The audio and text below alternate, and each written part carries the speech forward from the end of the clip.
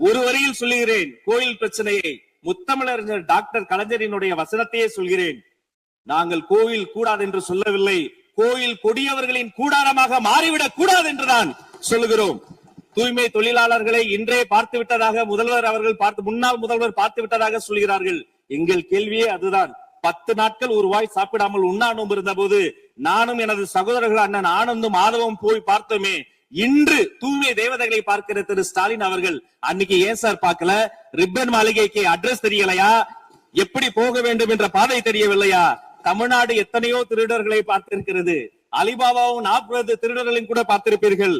அலிபாபாவும் பியூஸ் கேரிய திருடர்களையும் இப்போதுதான் எங்களுடைய மின்சாரத்துறை அமைச்சர் பார்த்துக் கொண்டிருக்கிறார். அதை குறித்த நடவடிக்கை எடுக்கப்பட்டுக் கொண்டிருக்கிறது.